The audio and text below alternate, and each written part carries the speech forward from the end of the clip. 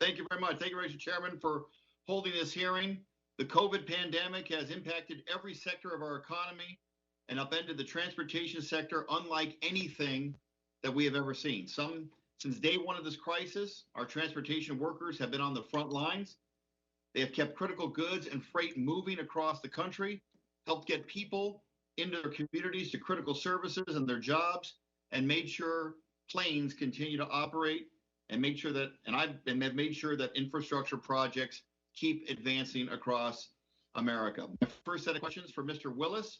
Throughout this crisis, it has been important to mitigate against the spread of the virus within the workforce, minimizing exposure while workers are performing their duties, and ensure sufficient staffing. As efforts continue to reopen states and communities across the country, are transit agencies taking the steps necessary to ensure the health and safety of our frontline workers? And if not, what more should be done? Well, I think some agencies are doing better than others, as we discussed today. Quite frankly, they're only doing it because workers have agitated, their unions have agitated to hold their feet to the fire, and the sort of the hodgepodge approach here really can't be sustained.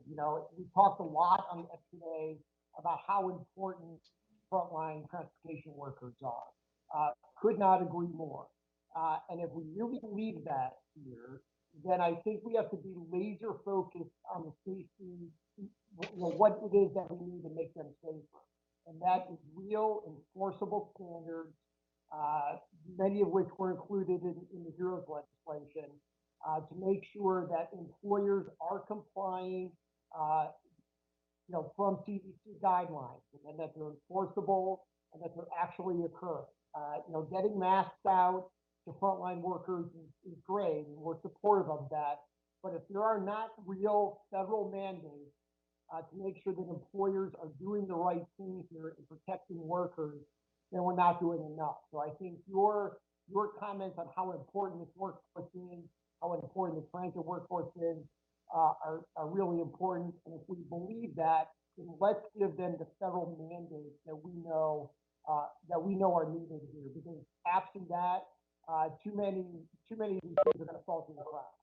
Thank you for the answer. And on the issue of when a worker tests positive for COVID-19, what steps are now being taken to trace contact with other exposed individuals? Yeah, that's a big issue. Testing absolutely has to be a part of any sort of return, opening up the economy. We don't think, quite frankly, that CDC is doing enough on contract tracing,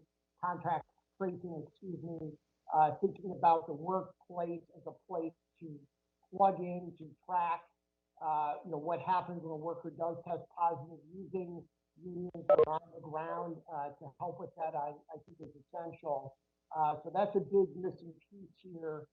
That and testing, they go hand in hand. That's going to be crucial if we're going to, again, open up more segments of our economy in our country. Thanks for the answer. Next question is for Mr. Shaw. What assistance has your employer provided employees who unfortunately have contracted COVID-19 or those that have been exposed to COVID-19? Thank you for the question, Congressman. The assistance that my employer has provided is basically the federal FMLA, Family First COVID. They've put them out of work and given them the 40 hours. That's about it. All right, thank you for that. I guess unfortunate answer, but I appreciate the answer itself. Ms. Carr, United, unlike other major airlines, requires passengers to wear masks. How has this policy worked across the company's fleet, and are passengers generally adhering to the directive? So as you said, this is a company policy, Congressman, which unfortunately means that we don't have the federal backing to support this on the aircraft. If a passenger takes it off, the most that I can do is to ask them to put it back on.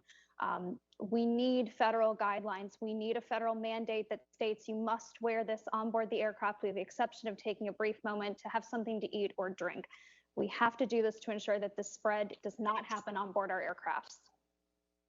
Okay, I really appreciate your advice in that regard. It is well taken, and I and the other members of the committee are listening. Thank you very much. I yield back, Mr. Chairman.